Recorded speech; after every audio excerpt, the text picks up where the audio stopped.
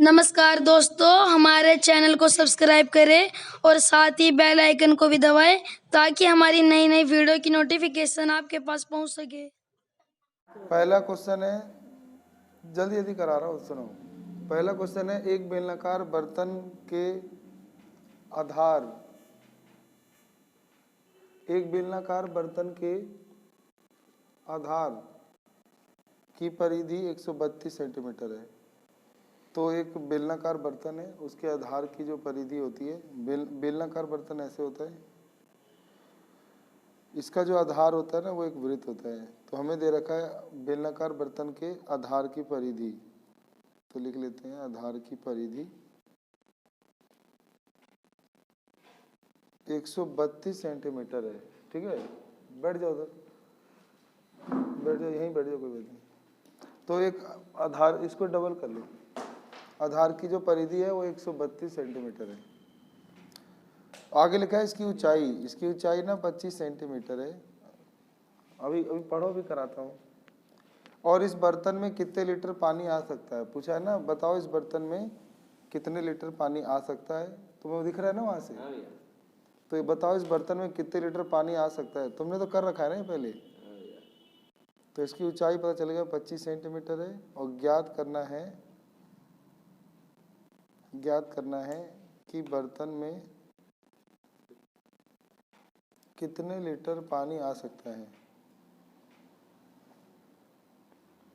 कितने लीटर पानी आ सकता है।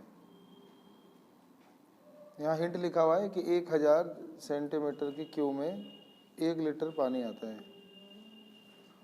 अच्छा चलो देखो, पर्सन तो पढ़ ही लिया ना। अब पर्सन पढ़ने के बाद अब यहाँ पे क्या करेंगे कि हिंट देखेंगे क्या है। तो हमें ना अगर पता करना है कि किसी बर्तन में या बेलनाकार बर्तन में कितना पानी समा सकता है या इसमें कितनी मिट्टी है, तो उसके लिए इसका आयतन निकालते हैं। आयतन निकालने के लिए पाई आर स्क्वायर एच होता है। अभी यहाँ पे हमारे पास रेडियस नहीं है, यानी त्रिज्या नहीं है। त्रिज्या कैसे पता करें, तो यहाँ पर नीचे दे रखा था धारा की परिधि 132 है। तो इसको अगर फॉर्मूला लगाएंगे, आधार की परिधि 2 पाई आर होता है, तो इसको फॉर्मूला लगाएंगे ना 2 पाई आर, तो तुम्हें पता चल जाएगा कि इसकी त्रिज्या कितनी है। फिर जब त्रिज्या पता चल जाएगा तो ऊंचाई 25 पता ही है, फिर बेलन का आयतन निकल जाएगा। फिर हम पहले क्या करेंगे कि दिया है लिख देंगे वृत्त की परिधि। तो वृत्त की परिधि होता है सरकमफ्रेंस ऑफ सर्कल। तो लाओ इंग्लिश में भी पढ़ देता हूं, एक बार दिखाना। द सरकमफ्रेंस ऑफ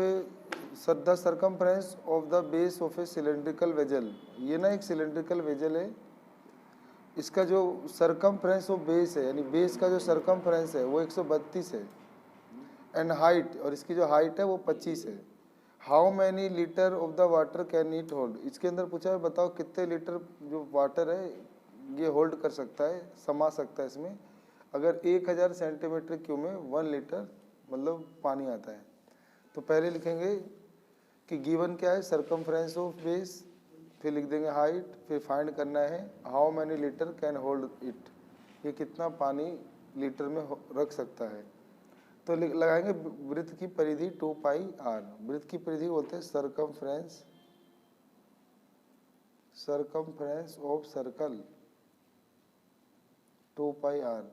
तो circumference of circle 2 pi r, तो सरकमफ्रेंस ऑफ सर्कल 132 दिया है, तो लिखो 132 बराबर 2 पाई का मान 22/7 इंटू में आर। अब ना यहाँ पे तिरछा गुना जाएगा, 7 इधर मल्टीप्लाई में आ जाएगा और ये दोनों डिवाइड में आ जाएगा, 2 गुना 22।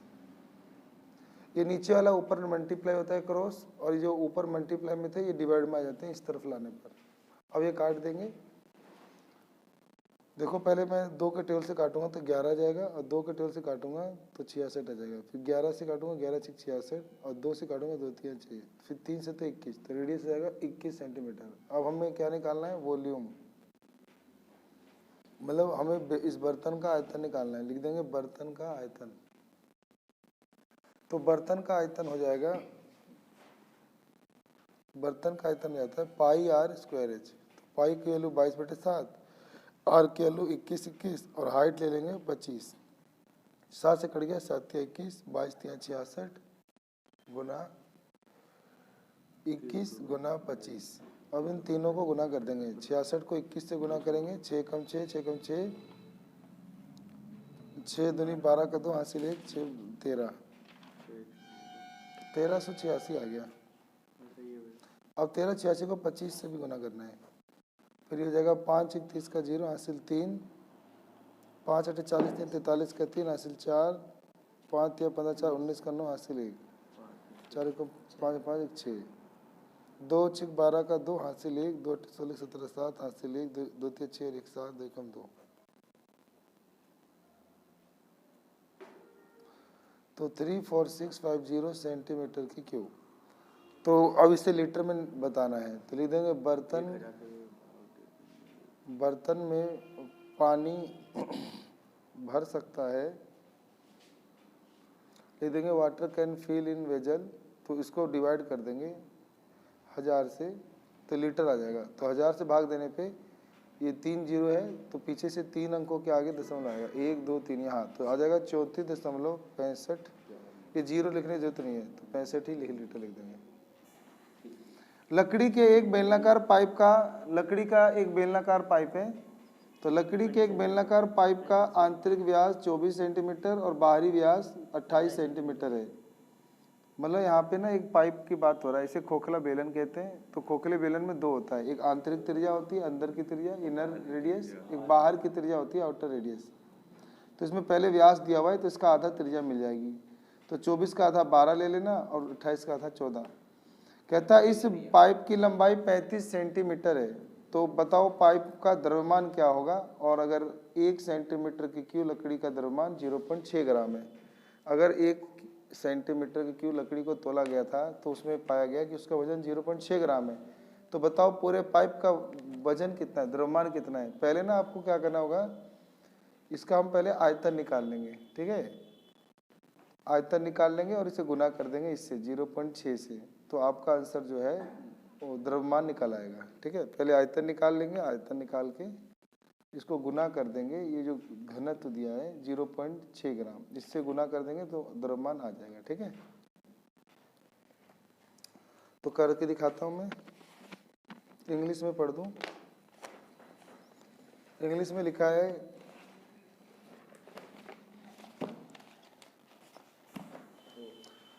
The inner diameter of a circle, एक सर्कल का जो इनर डायमीटर है wooden pipe is 24 centimetre and outer diameter is 28 centimeter. The length of the pipe is 35 centimeter. Find the mass of the pipe if 1 centimeter cube of the wood has mass of 0.6 kilogram, मतलब ग्राम। तो वो लिखा है कि एक लकड़ी का pipe है सिलेंड्रिकल, उसका जो इनर डायमीटर है 24 है, आउटर डायमीटर 28 है, उसकी हाइट या लेंथ 35 सेंटीमीटर है। पता करना है उसका मास कितना है। अगर 1 सेंटीमीटर क्यूब का मास 0.6 ग्राम है, तो इसको देखो ऐसे करेंगे। तो पहले तो ना एक डायग्राम बना दो समझाने के लिए। एक ना जब भी ऐसे पाइप की बात करता है, इसे खोखला बेलन होलो सिलेंडर बोलते हैं। इसके अंदर ना एक तुम्हें अंदर का व्यास दिया है, उसे लिखो D1, तो वो दिया था 24 सेंटीमीटर। बाहर का जो डायमीटर है वो तुम्हें दिया था 28 सेंटीमीटर। तो इसका आधा R1 हो जाएगा 12 सेंटीमीटर, इसका आधा जाएगा R2 बराबर 14 सेंटीमीटर। हाइट या लंबाई वो लगा था 35 सेंटीमीटर, है ना। अब हमें पहला क्या बोला था कि इसका वो निकालना है, कि इसका मास निकालना है हमें, यानी द्रव्यमान निकालना है। तो पहले हम क्या करेंगे, इस खोखले बेलन का या पाइप का, तो खोखले पाइप का आयतन निकाल लेंगे। तो यहाँ पे निकाल लेंगे वॉल्यूम ऑफ होलो सिलेंडर, या फिर पाइप भी कह सकते हो। तो भाई ये जो खोला, ये जो बड़ा वाला बाहर वाला बेलन का वॉल्यूम है ना, उसमें से अंदर वाला माइनस करने से इसका वो निकल जाएगा, मतलब वॉल्यूम। तो हम क्या करेंगे, खोखले बेलन का आयतन निकालने के लिए इस बड़े वाले बेलन में से अंदर वाला बेलन जो है वो घटा देंगे। तो लिख देंगे बड़े बेलन का आयतन या बाहरी बेलन का आयतन लिख देंगे, और घटा देंगे आंतरिक या छोटे बेलन का आयतन। इस बड़े की जगह तुम बाहरी लिख सकते हो और छोटे की जगह आंतरिक। तो इसका वॉल्यूम निकल जाएगा, पहले लिख देंगे वॉल्यूम ऑफ आउटर सिलेंडर और उसमें से माइनस कर देंगे वॉल्यूम ऑफ इनर सिलेंडर। तो भाई देखो बाहर वाले का वॉल्यूम होगा पाई आर 2 का स्क्वायर एच और माइनस हो जाएगा पाई आर 1 का स्क्वायर एच। दोनों में से पाई एच कॉमन ले लेंगे तो R2 का स्क्वायर माइनस R1 का स्क्वायर, फॉर्मूला लग जाएगा या ए स्क्वायर माइनस बी स्क्वायर का। तो ए प्लस बी होता है ब्रैकेट में, फिर 1 माइनस बी होता है। तो पाई की वैल्यू 22/7, आर की वैल्यू 35 और R2 का स्क्वायर। तो एक बार R2 की जगह क्या रखेंगे 14 सेंटीमीटर और एक बार 12। तो एक बार हो जाएगा यहाँ 14 का स्क्वायर और घटा 12 का स्क्वायर। तो इस 7 बचे 35 होता है। तो 22 गुना में 5, ये इसको एक बार ऐड कर देंगे तो 14 जमा 12 और एक बार घटा देंगे तो 14 घटा 12। फॉर्मूला लगा रहा हूँ नहीं वाला, एक बार प्लस एक बार माइनस। तो एक बार ना 14 के 12 के साथ ऐड कर देंगे, एक बार 14 में से 12 घटा देंगे तो ये जाएगा गुना होकर 22 × 25 110, ये जुड़ जाएगा 26 और ये घट जाएगा 2, 26 दूनी 52। तो 110 गुना 52। अब इसे गुना कर लेते हैं 110 को 52 से।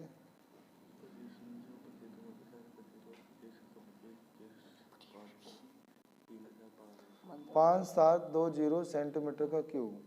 अभी ये सिर्फ ना हमारा वो है वॉल्यूम, हमें मास निकालना है। मास माने द्रव्यमान। तो द्रव्यमान निकालने के लिए ये जो 5720 आया है इसे ना गुना कर देंगे 0.6 ग्राम से गुना कर देंगे, क्योंकि पर्सन में दिया था 1 सेंटीमीटर क्यूब का वजन 0.6 ग्राम है। तो अगर 1 सेंटीमीटर क्यूब का वजन 0.6 ग्राम है तो 2 पता करने के लिए 2 गुना, 3 पता करने के लिए 3 गुना और इतना पता करने के लिए इतना गुना। अब पॉइंट हटा देंगे, बटे में 10 आ जाएगा, 1 0 से 1 0 कट गया, गुना हो जाएगा। ये 6 दूनी 12 का 2 हासिल 1, 6 7 42 43 3 हासिल 4, 6 25 34। देखो आंसर आ रहा है ये वाला ग्राम में, और इसको किलोग्राम में बदल सकते हैं। 1000 से भाग दोगे तो 3.432 किलोग्राम।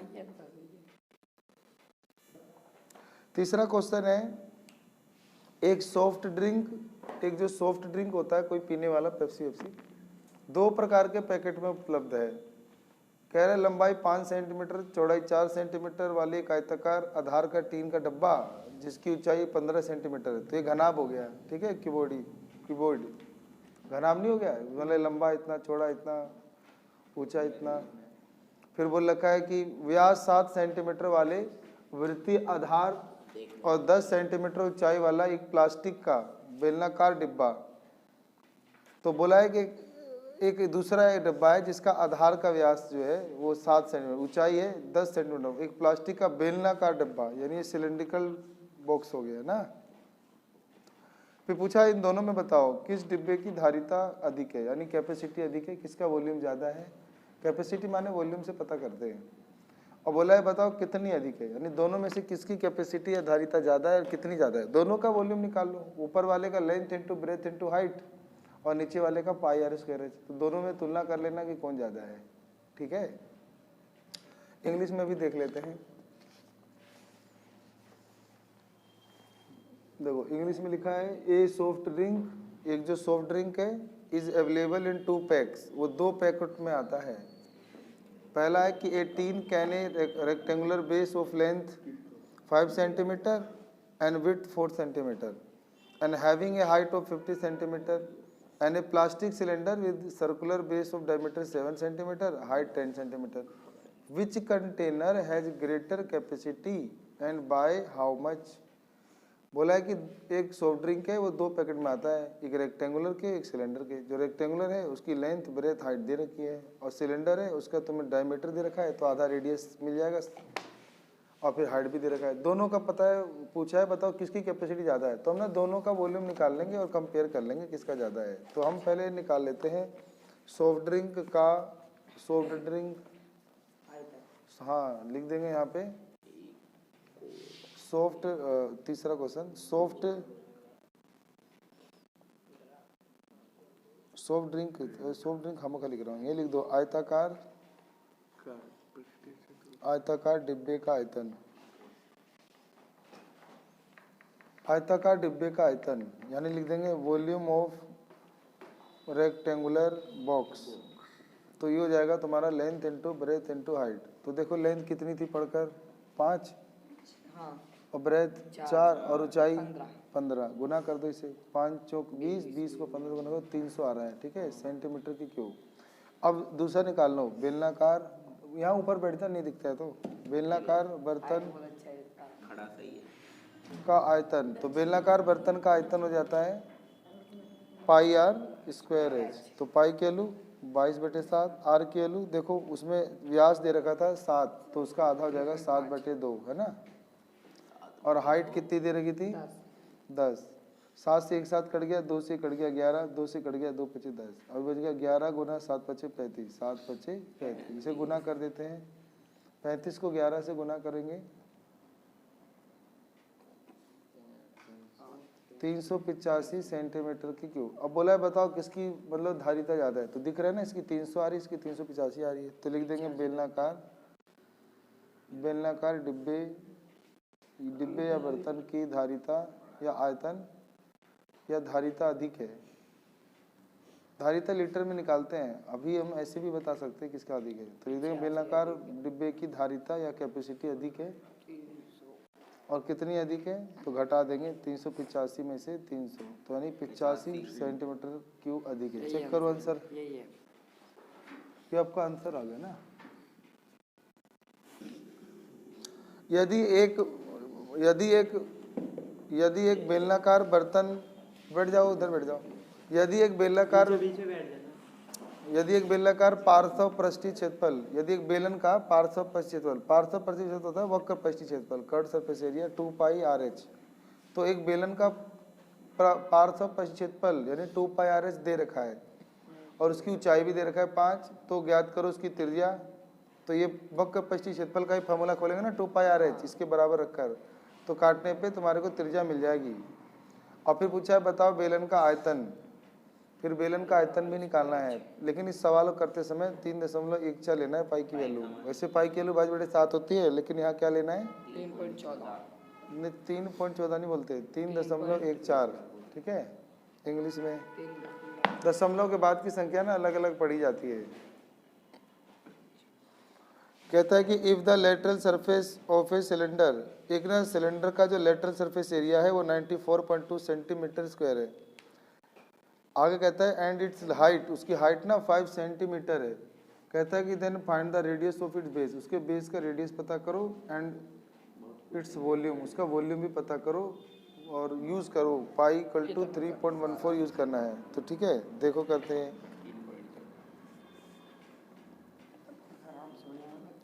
देखो क्या क्या डिटेल मिल गई हमें कि एक ऐसे सिलेंडर है, हमें इसका रेडियस पता करना है और हमें इसका क्या पता करना है, वॉल्यूम पता करना है। और हमें यूज क्या करना है, हमें यूज करना है पाई की वैल्यू 3.14, और हमें दे क्या रखा है हाइट 5 सेंटीमीटर, और क्या दे रखा है कर्ड सरफेस एरिया दे रखा है 94.2 सेंटीमीटर स्क्वायर।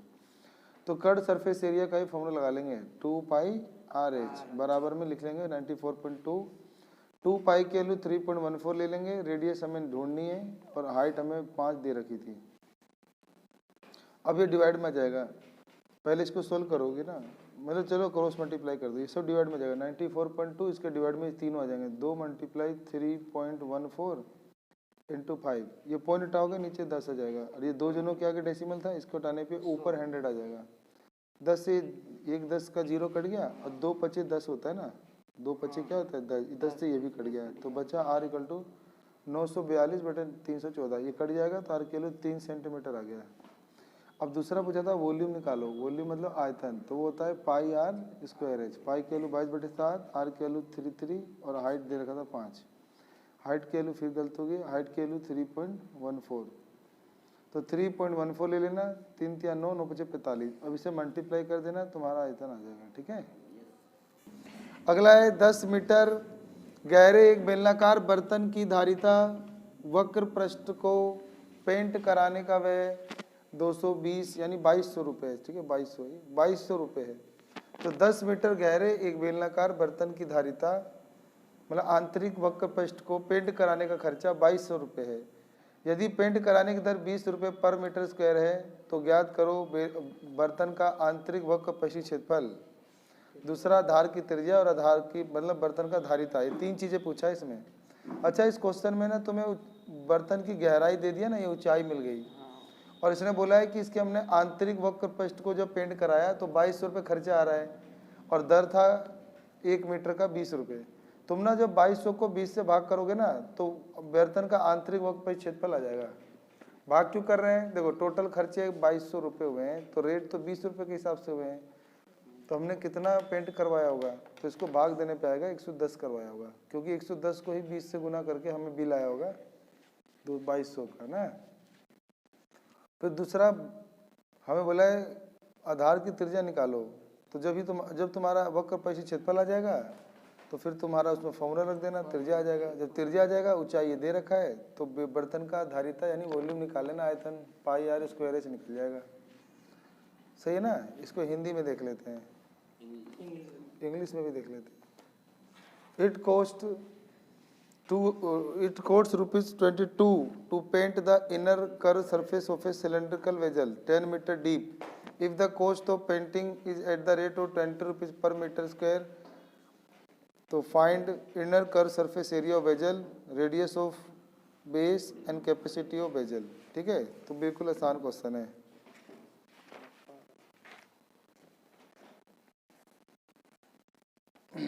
तो क्या है क्वेश्चन नंबर 5।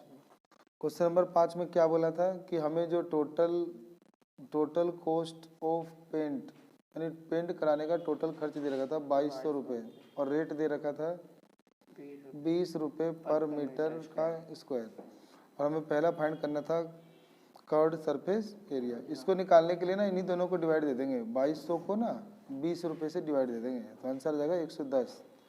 अब दूसरा तुम्हें रेडियस निकालना है, तो रेडियस निकालने के लिए कर्व्ड सरफेस एरिया का फॉर्मूला रख दोगे 2 पाई आर एच। तो 110 बराबर 2 पाई का मान 22/7, आर के एलू